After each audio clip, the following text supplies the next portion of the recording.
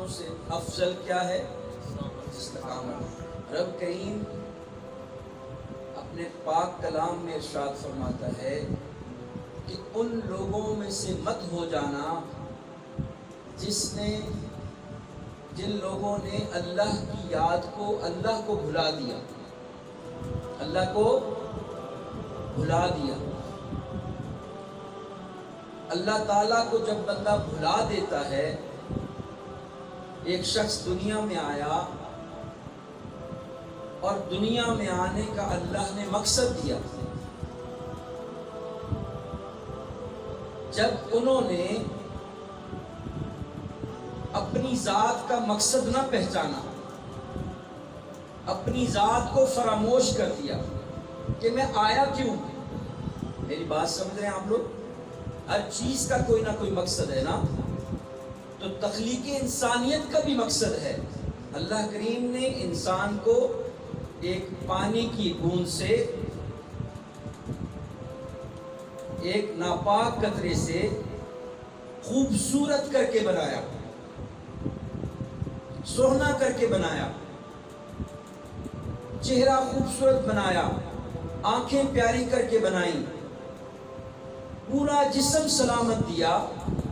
تو ظاہری بات ہے اگر ریت کا ایک ذرہ بنا مقصد کے نہیں ہے تو انسان اتنا پیارا کر کے بنایا تو وہ بنا مقصد کے کیسے ہو سکتا ہے؟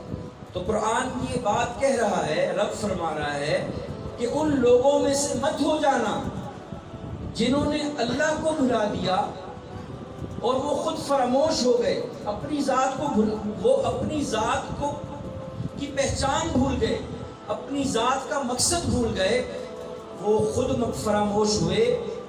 اصل میں وہ خود فراموش نہیں ہوئے، وہ خدا فراموش ہو گئے۔ جب وہ خود فراموش ہوئے، اپنی ذات کا مقصد بھول گئے، تو سمجھ لیں کہ انہوں نے اللہ کو فراموش کر دیا، اللہ کی ذات کو بھلا دیا۔ تو دنیا میں آنے کا مقصد کیا ہے؟ دنیا میں آنے کا مقصد اللہ کی یاد ہے، دنیا میں آنے کا مقصد اللہ کی عبادت ہے۔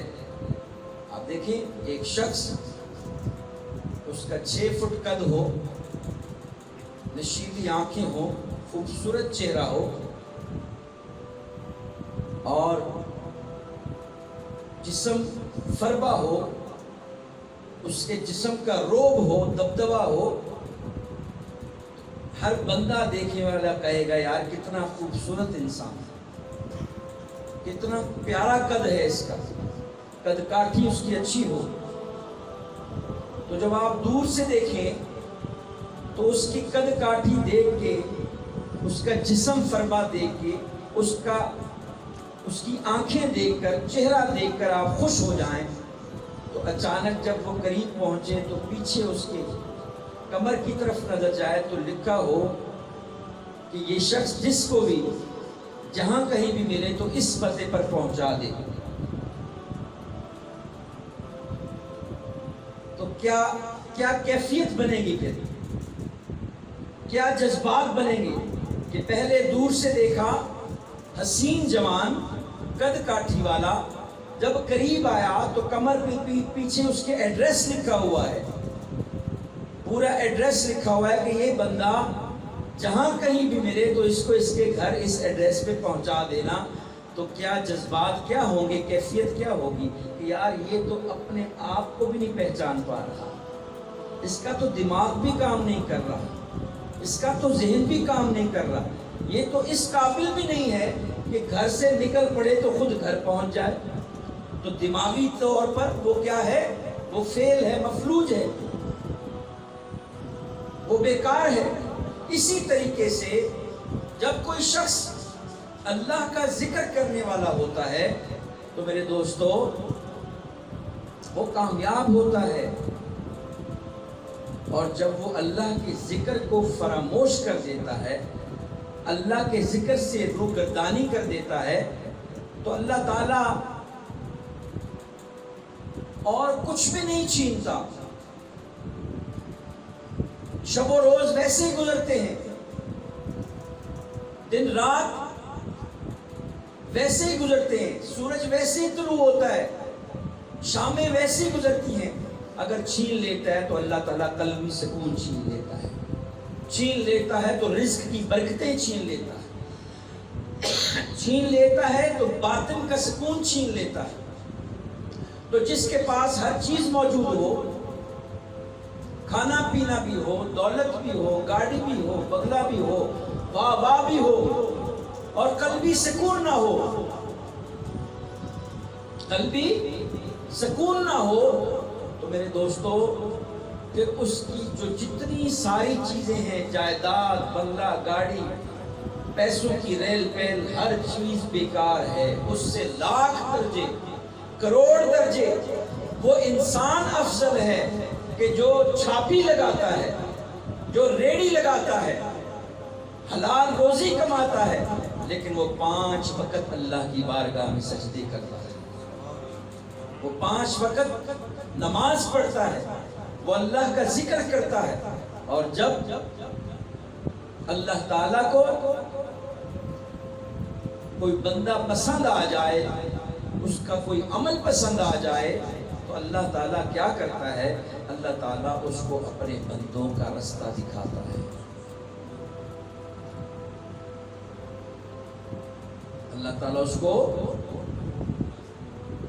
اور اللہ تعالیٰ فرمان مصطفیٰ ہے کہ اللہ تعالیٰ جب کسی شخص سے بھلائی کا ارادہ کرتا ہے تو اس کے قلب کو واعظ بنا دیتا ہے۔ آپ دیکھیں بعض ماہ ہزار تقریریں کرو، اگلے پہ اثر نہیں ہوتا، لیکن جب اللہ ہدایت دینا چاہتا ہے تو اسی دل کو واعظ بنا دیتا ہے، ہدایت کا سامان بنا دیتا ہے۔ اور جب اللہ تعالیٰ کسی بندے سے بھلائی کا ارادہ کرتا ہے تو اس کو اپنے بندوں کے قریب کر دیتا ہے، اس کو اپنے بندوں کا رستہ دکھا دیتا ہے۔ اور جب اللہ تعالیٰ کسی سے ناراض ہوتا ہے تو اس کو اپنے دوستوں سے دور کر دیتا ہے۔ اب ہم نے غور کرنا ہے، ہم اس کے بندوں کے قریب ہیں یا دور ہیں؟ دور ہیں تو ہمیں استغفار کی ضرورت ہے، توبہ کی ضرورت ہے۔ کیوں؟ جب کوئی شخص مومن ایک گناہ کرے تو اس کو اس طرح لگتا ہے کہ احد پہاڑ اس کے اوپر آ کے گر گیا ہے۔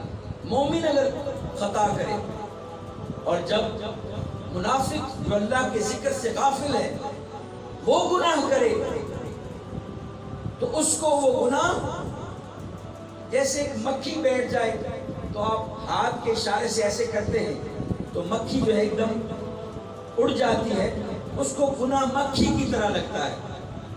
اور جس کی ایک نماز مومن کی چھوٹ جائے تو وہ غم میں مبتلا ہو جاتا ہے۔ مومن جس کا دل اللہ کی یاد میں زندہ ہے، اگر اس کی ایک نماز رہ جائے، نماز رہنا تو دور کی بات ہے، اس کی تکبیر اولیٰ چھوٹ جائے تو وہ اس میں پریشان ہو جاتا ہے، اور اگر نماز چھوٹ جائے پھر تو وہ انتہائی زیادہ غم میں مبتلا ہو جاتا ہے کہ میری نماز چھوٹ گئی ہے۔ اور جس کا دل غافل ہے، اس کی چاہے 5 چلی جائیں، اس کے لیے وہ اسی طرح ہے جس طرح مکھی بیٹھی، ہاتھ کے اشارے سے اس نے اس طرح کیا اور مکھی اڑ گئی، اس کو پرواہ کوئی نہیں ہوتی۔ لیکن مومن کبھی نماز سے غافل نہیں ہو سکتا، مومن کبھی بھی عبادت سے غافل نہیں ہو سکتا۔ اس لیے میرے بھائیوں، وہ نہ ہو کہ سر پہ موت کھڑی ہو اور ہمیں خبر ہی نہ ہو، اور فرشتہ آئے اور آ کے ہماری روح کو اچک کے لے جائے۔